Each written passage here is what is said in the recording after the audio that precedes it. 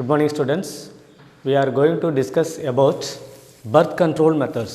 What is meant by birth control methods? How can the population level will decrease by various methods of birth control? So let us discuss about the birth control methods now.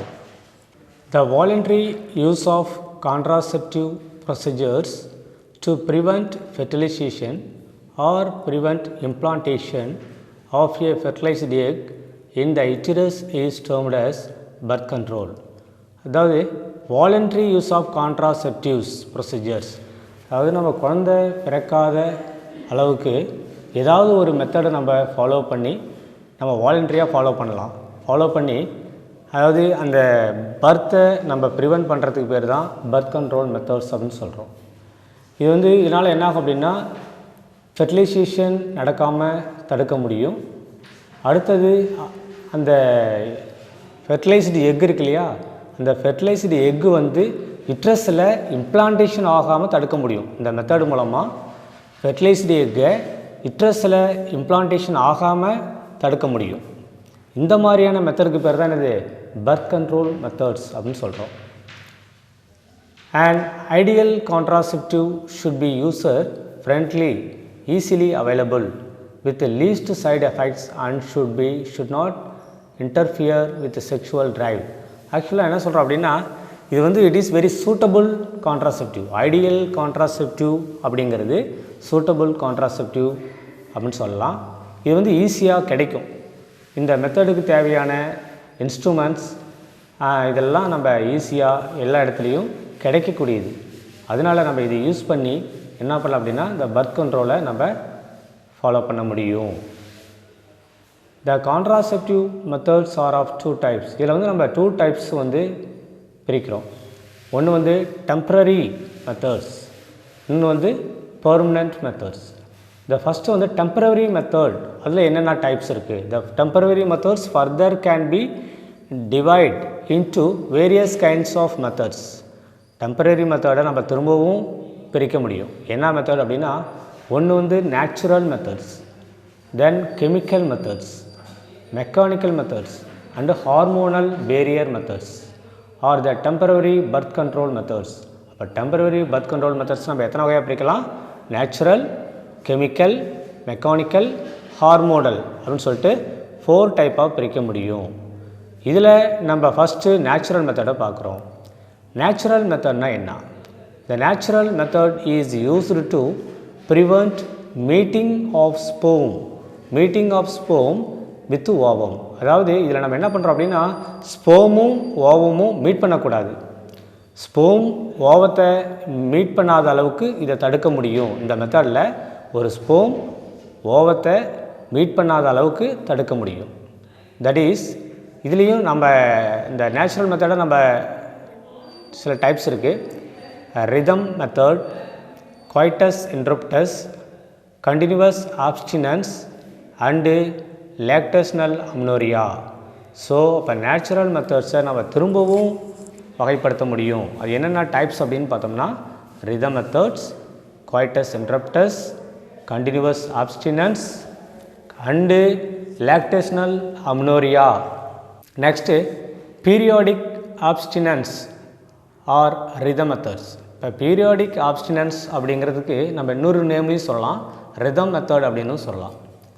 அதாவது ovulation occurs at about 14th day of the menstrual cycle. எப்பயுமே ஓவுலேஷனாக நம்ம ஏற்கனவே பார்த்துருக்கோம். Ovulation அப்படிங்கிறது the egg released from the ovum is known as ovulation. The egg released from the ovum is called ovulation by LH hormone during the menstrual cycle. அப்போ எப்பயுமே இந்த ovulation அப்படிங்கிற ப்ராசஸ் எப்போ நடக்கும் அப்படின்னா 14th டேவில் தான் நடக்கும். 14th டேவில் menstrual cycle நடந்துட்டு இருக்கும்போது 14th டேவில் இந்த ஓவுலேஷன் அப்படிங்கிற ப்ராசஸ் நடக்கலாம். Ovum survives for about 2 days and sperm remains alive for about 72 hours in the female reproductive tract. இதில் என்ன ஆகுதுன்னா ஓவம் இப்போ எக்கில் ஓவுலேஷன் நடக்குது. ஓவுலேஷன் நடக்கும்போது அந்த ஓவம் வந்து எத்தனை நாள் வந்து உயிர் வாழும் அப்படின்னா 2 days இருக்கும். இந்த ஓவலேஷன் அப்போ எக்கு ரிலீஸ் ஆன உடனே அது எத்தனை நாள் இருக்கும் அப்படின்னா 2 days வந்து சர்வைவ் ஆகும். அதே டைமில் ஸ்போம் எத்தனை நாள் அலைவ் கண்டிஷனில் இருக்கும் அப்படின்னா about 72 hours in the female reproductive tract. பெண்ணினுடைய இனப்பெருக்க பாதையில் அது வந்து எத்தனை நாள் உயிர் வாழும், ஒரு ஸ்போம் வந்து 72 hours இருக்கும், உயிரோடு இருக்கும். So coitus is to be avoided during this time. இந்த மாதிரியான டைமில் அந்த காய்டஸ் மீன்ஸ் மேட்டிங் சொல்லலாம். காய்டஸ்னால் என்ன அர்த்தம், மேட்டிங்.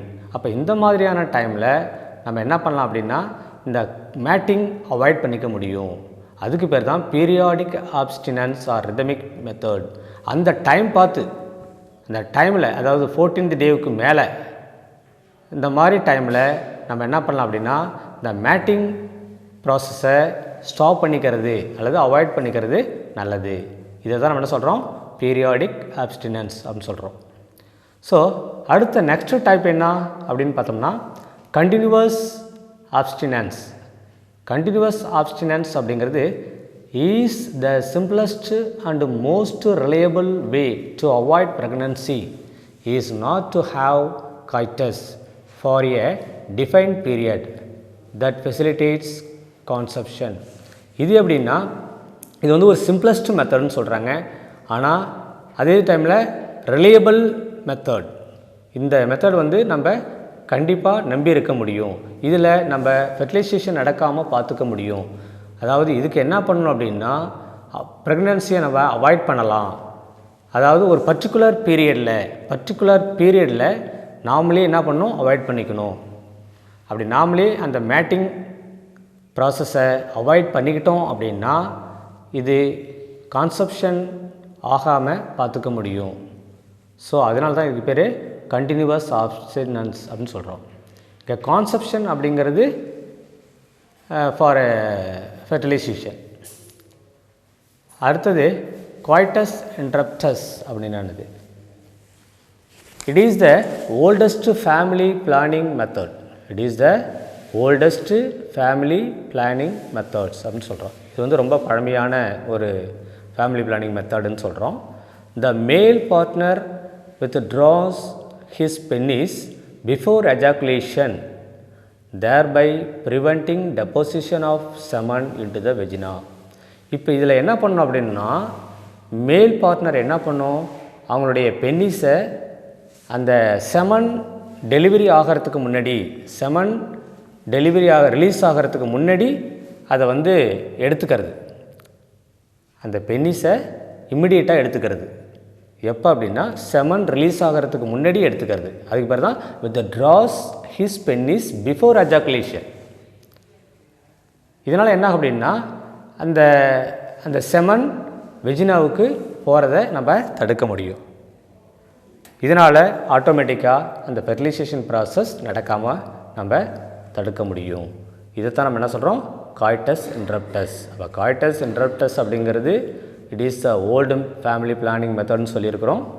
இது வந்து என்ன பண்ணணும் அப்படின்னா டூரிங் காய்டஸ் த மேல் partner withdraws his penis before ejaculation.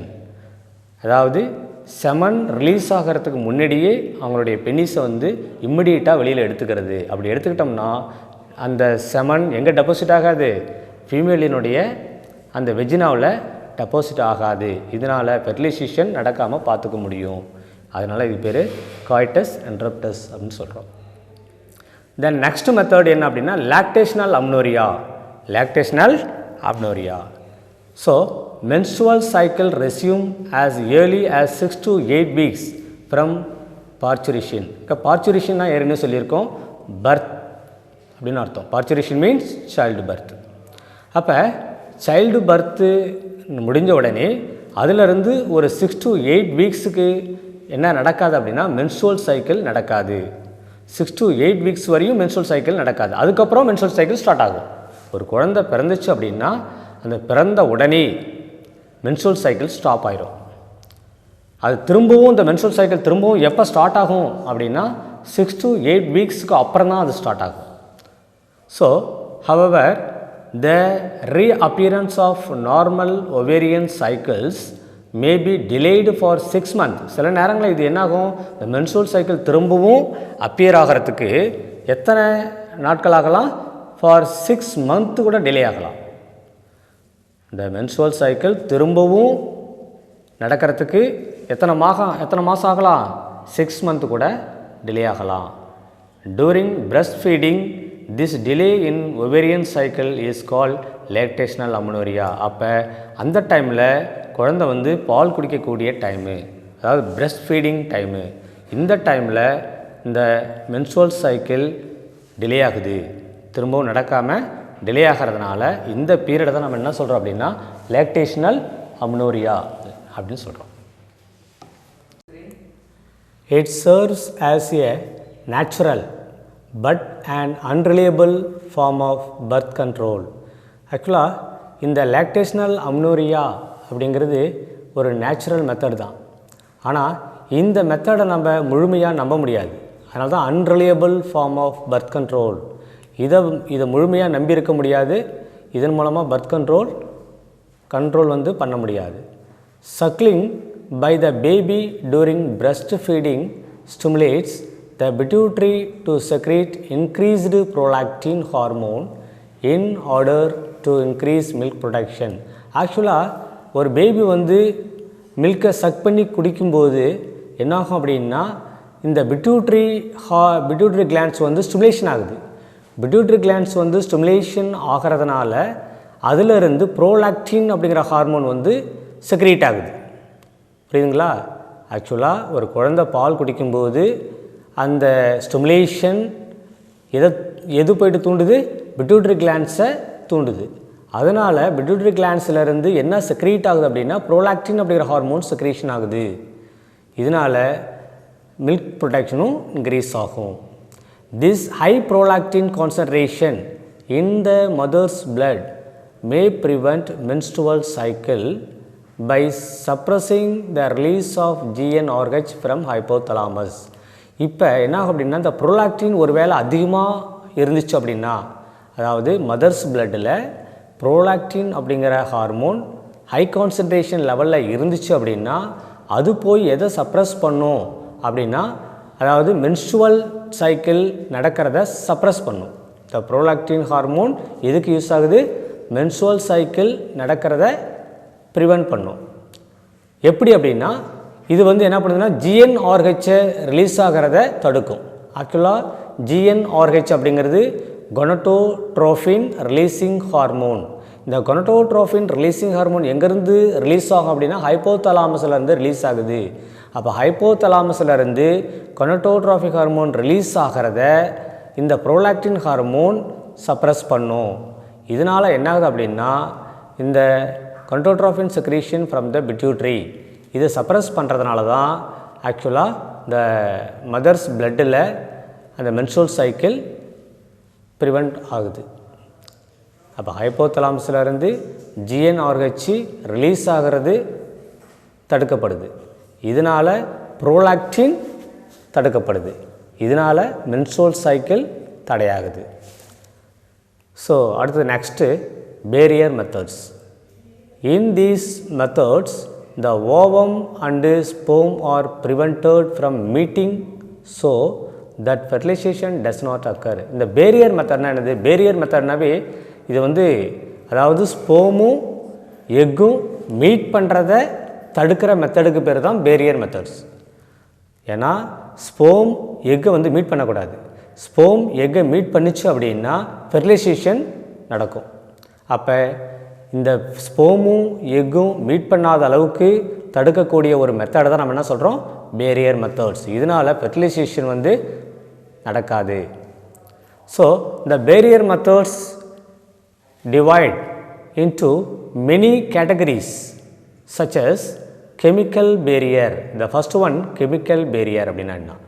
Chemical barrier அப்படிங்கிறது foaming tablets, melting suppositories, jellies and creams are used as chemical agents that inactivate the sperms in the vagina. ஆக்சுவலாக ஃபோமிங் டேப்லெட்ஸ்னால் என்ன? ஃபோமிங் டேப்லெட்ஸ் அப்படின்னா அந்த டேப்லெட்டை எடுத்துக்கிறவங்களுக்கு ஒரு மாதிரி நுரை மாதிரி ஒரு திரவத்தை அது வெளிப்படுத்தும். அதன் மூலமாக ஸ்போம் என்ட்ராகிறத தடுக்க முடியும். அப்போ ஃபோமிங் டேப்லெட்ஸ் அப்படிங்கிறது நுரையை உருவாக்கக்கூடிய ஒரு மாத்திரை. இந்த மாத்திரை எடுத்துக்கிட்டோம்னா அந்த பெண்ணினுடைய கலவி கால்வாயில் நுரை மாதிரி ஒரு பொருள் உருவாகும். இதனால் அந்த ஸ்போம்ஸ் உள்ளுக்குள்ளார என்ட்ராகாமல் அங்கேயே ப்ரிவென்ட் பண்ணிடும். இது ஒரு tablet, foaming tablets. Next melting suppositories அப்படிங்கிறது உள்ளுக்குள்ளாரையே கரைக்கக்கூடிய மாத்திரை. மெல்ட்டிங் சப்போசிட்டர்ஸ் அப்படிங்கிறது உள்ளுக்குள்ளாரையே கரையக்கூடிய ஒரு பொருளை கரைக்கக்கூடிய மாத்திரைகள், மெல்ட்டிங் சப்போசிட்டரிஸ். அடுத்து ஜெல்லிஸ் அண்டு க்ரீம்ஸ் அப்படிங்கிறது ஒரு ஆக்சுவலாக க்ரீம்ஸ் அப்படிங்கிறது களிம்புன்னு சொல்லலாம். தமிழில் என்ன சொல்லலாம்? களிம்புகள். இதை நம்ம ஆக்சுவலாக அந்த யுட்ரஸில் தடவிக்கிறது க்ரீம்ஸ். இந்த க்ரீமை யுட்ரஸில் அந்த செர்விக்ஸ் கெனாலில் இதில் தடவிட்டோம் அப்படின்னா ஸ்போம் உள்ளுக்குள்ளார என்ட்ராக முடியாது. ஸ்போம் அங்கேயே கில் பண்ணிடும். அதுக்கு தான் இந்த jellies and creams R used as chemical agents that inactivate the sperms in the vagina. இதனால் இந்த மாதிரி கெமிக்கல் சப்ஸ்டன்ஸ்லாம் நம்ம யூஸ் பண்ணுறதுனால ஒரு ஸ்போம் உள்ளுக்குள்ளார என்ட்ராகாமல் அது ப்ரிவென்ட் பண்ணும். அதே டைமில் அதை இன்ஆக்டிவேட் பண்ணும். இன்ஆக்டிவேட்னு அர்த்தம் செயலிழக்க வைக்கிறது. அந்த ஸ்போம்னுடைய செயல்பாட்டை செயலிழக்க வைக்கிறதுக்கு பேர் தான் இன்ஆக்டிவேட் அப்படின்னு அர்த்தம் சொல்கிறோம். அதுக்கு இந்த கெமிக்கல் பேரியர்ஸ் யூஸ் ஆகுது. நெக்ஸ்ட்டு மெக்கானிக்கல் பேரியர் அப்படின்னா என்ன? Condoms are a thin sheet used to cover the penis in male, whereas in female it is used to cover vagina and cervix just before coitus so as to prevent the entry of ejaculated semen into the female reproductive tract. This can prevent conception. ஆக்சுவலாக mechanical பேரியரில் என்ன use பண்ணுறாங்க அப்படின்னா காண்டம்னா தமிழில் என்ன சொல்லலாம்? நிரோத் அப்படின்னு சொல்லலாம். இது ஒரு it is made up of thin sheet. இது எங்கே யூஸ் பண்ணுறாங்க அப்படின்னா மேல் யூஸ் பண்ணிக்கலாம். மேல் அவங்களுடைய பென்னிஸில் கவர் பண்ணுற மாதிரி இதை யூஸ் பண்ணிக்கணும். அப்படி கவர் பண்ணுறதுனால என்ன யூஸ் அப்படின்னா ஃபீமேலினுடைய அந்த ரீப்ரொடக்டிவ் ட்ராக்டுக்குள்ளார செமன் டெலிவரி ஆகாது. ஒரு மேலினுடைய பென்னிஸில் இந்த காண்டம் யூஸ் பண்ணுறதுனால அது எதை ப்ரிவென்ட் பண்ணும்?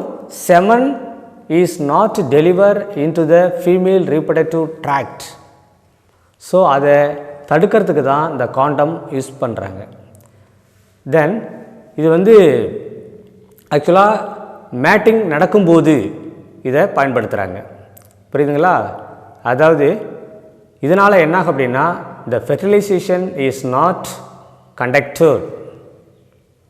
ஸோ இந்த காண்டம் யூஸ் பண்ணுறதுனால ஃபெர்டிலைசேஷன் நடக்காமல் பார்த்துக்க முடியும். அதுக்கு தான் இந்த காண்டம் ஒரு மேல் பயன்படுத்துகிறாங்க. Condoms should be discarded after a single use. அதாவது ஒரு முறை இந்த காண்டம் பயன்படுத்தினா அது உடனே என்ன பண்ணிடணும்? இதை தூக்கி எறிஞ்சிடணும். ஏன்னா இந்த காண்டம்ஸ் ஒரு முறை மட்டும்தான் பயன்படுத்த முடியும், திரும்ப பயன்படுத்த முடியாது. உடனே தூக்கி எறிஞ்சிடணும். Condom also safeguards the user from AIDS and STDs. இந்த மேல் காண்டம் பயன்படுத்துறதுனால என்ன யூஸ் அப்படின்னா அவங்க எய்ட்ஸுங்கிறது உங்களுக்கு தெரியும். Aids, STD, sexual transmitted disease, acquired immuno deficiency syndrome, இந்த மாதிரி எய்ட்ஸும் எஸ்டிடியும் தடுக்க முடியும். இந்த நோய் பரவாமல் தடுக்க முடியும். அப்போ ஒரு ஆண் காண்டம் பயன்படுத்துறதுனால எய்ட்ஸையும் தடுக்கலாம், எஸ்டிடி செக்ஷுவலி டிரான்ஸ்மிட்டட் டிசீஸ் பால்வினை நோய் என்ன சொல்லலாம்? எக்ஸாம்பிள் இதுக்கு சிஃபிலிஸ் சொல்லலாம், கொனேரியா சொல்லலாம். சிஃபிலிஸ், கொனேரியா இதெல்லாம் எஸ்டிடிஸ்னுடைய டைப்ஸ். இந்த மாதிரியான நோய்கள் வராமல் தடுக்க முடியும்.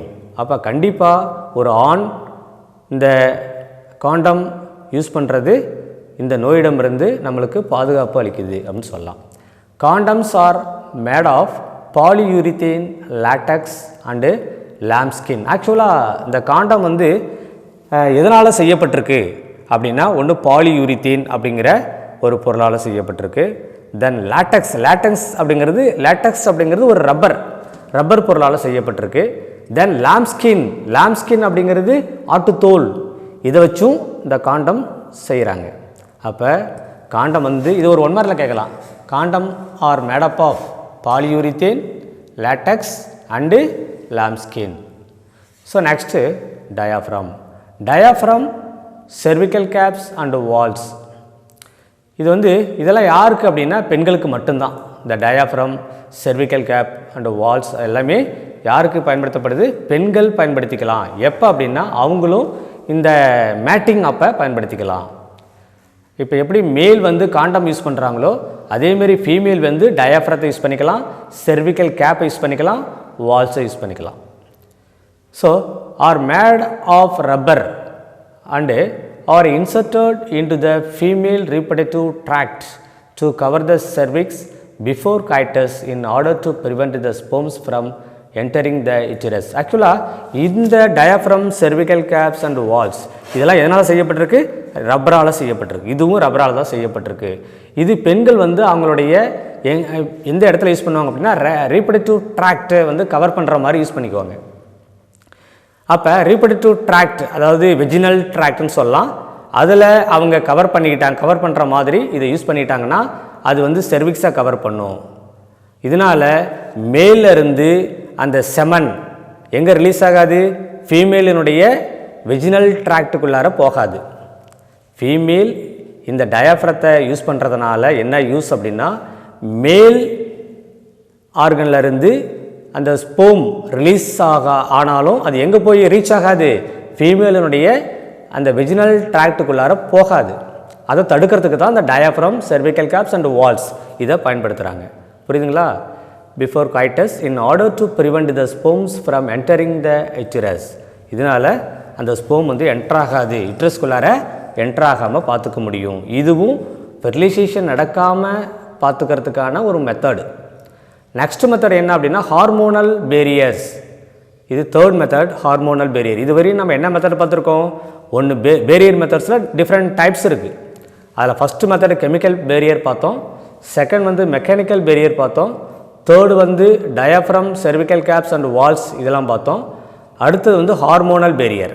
ஹார்மோனல் பேரியர் அப்படின்னா ஹார்மோனை யூஸ் பண்ணி அந்த ஃபெர்டிலைசேஷன் ப்ராசஸை நடக்காமல் தடுக்க முடியும். அதுக்கு பேர் தான் ஹார்மோனல் பேரியர்ஸ் அப்படின்னு சொல்கிறோம். It prevents the ovaries from releasing the ova. இது எதை வந்து ப்ரிவென்ட் பண்ணும் அப்படின்னா ஓவரியிலேருந்து எக்கு வந்து ரிலீஸ் ஆகாமல் பார்த்துக்க முடியும். ஓவரியிலேருந்து எக்கு ரிலீஸ் ஆகாமல் தடுக்கும். இந்த ஹார்மோன் பேரியர்ஸை பயன்படுத்துறதுனால ஓவரியிலேருந்து எக்கு ரிலீஸ் ஆகாது. And thickness the cervical fluid which keeps the away from the ovum. அடுத்து பார்த்தீங்கன்னா cervical fluid வந்து திக்னஸாக மாற்றிடும். இந்த ஹார்மோன் போய் cervical fluid-ஐ திக்னஸாக மாற்றிடும். அப்படி திக்னஸாக மாறினா என்ன ஆகும் அப்படின்னா ஒருவேளை ஸ்போம் உள்ளுக்குள்ளார என்ட்ரானாலும் அதை என்ன பண்ணிடும்? இந்த ஃப்ளூயிடு cervical fluid என்ன பண்ணிடும்? ப்ரிவென்ட் பண்ணிடும். அதாவது இந்த cervical canal-லே ப்ரிவென்ட் பண்ணிடும். அந்த cervical canal-ஐ விட்டுட்டு வெளியே போகாது. அதாவது யுட்ரஸுக்கு உள்ளார அந்த ஸ்போம் என்ட்ராக முடியாது. ஏன்னா இது ரொம்ப திக்னஸாக இருக்குது. இந்த ஃப்ளூயிட் வந்து ரொம்ப திக்னஸாக இருக்குது. அதனால் ஸ்போம் அதுக்கு மேலே என்ட்ராகி எங்கே போக முடியாது? cervical canal-குள்ளார அதாவது யுட்ரஸ்குள்ளார நுழைய முடியாது. அந்த மாதிரி பண்ணுறதுக்கு தான் இந்த ஹார்மோன் பேரியர் யூஸ் ஆகுது. அப்போ ஹார்மோன் பேரியர் யூஸ் பண்ணுறதுனால என்ன யூஸு? ஒன்று ஓவரியிலேருந்து எக்கு ரிலீஸ் ஆகாமல் இது தடுக்கும். 2 ஸ்போம் யுட்ரஸ்குள்ளார என்ட்ராகாமல் தடுக்கும். அந்த என்ட்ரன்ஸ்லேயே தடுத்துரும். இதனால் ஃபெர்டிலைசேஷன் ப்ராசஸ் நடக்காது. இதுக்கு பேர் தான் ஹார்மோனல் பேரியர்ஸ்.